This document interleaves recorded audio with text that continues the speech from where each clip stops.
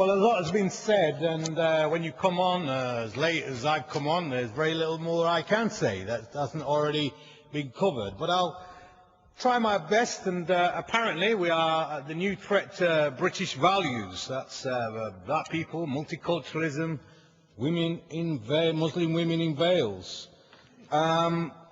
It makes people like Jack Straw, senior politicians, uncomfortable, and apparently makes communication very difficult. Well, I'll tell you what makes me uncomfortable. The thought that our politicians are playing fast and loose with racism while 650,000 Iraqis have died, illegal war in Iraq.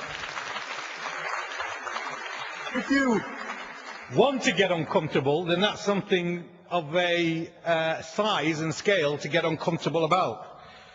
I'll tell you what makes me uncomfortable, and that is loose talk by politicians leading to a resurgence of a British National Party that has been given the green light to pursue racism and fascist attacks on our streets because of this loose talk by politicians.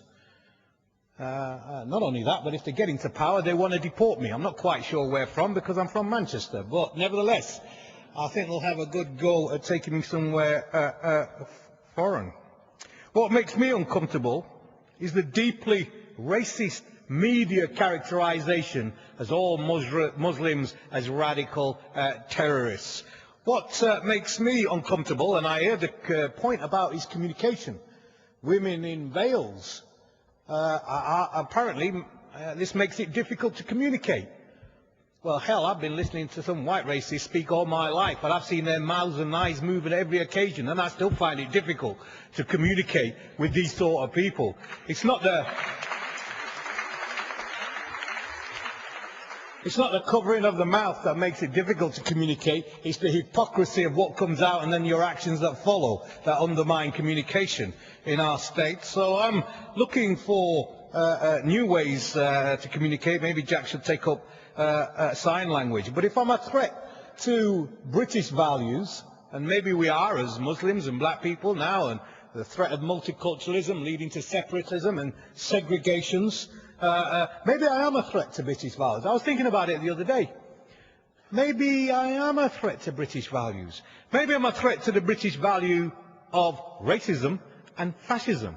That's a value that I could usefully challenge within the historic lexicon of our history and language. Maybe I'm a threat to British values that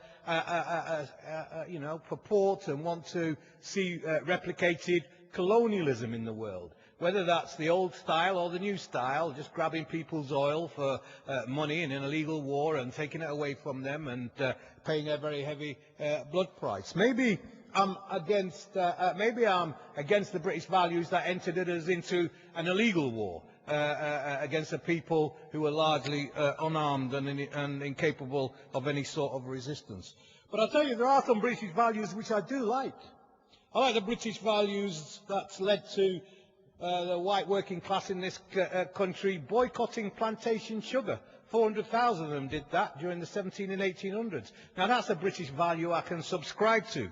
I like the British values that campaign to end colonial rule in Africa and India. Now that's a British value I can share and subscribe to.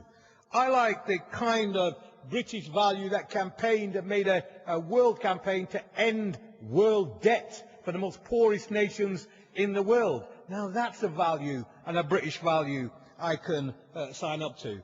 And I share the British values with those millions of people who turned out on the streets of London to oppose and campaign against the war. Now that, again, is a British value that I can share.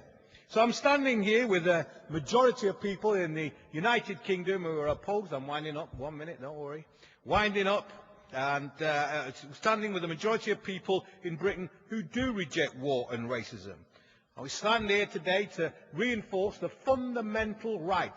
It is a fundamental right for you to worship who you like and wear what you want, as long as you're not committing any illegality.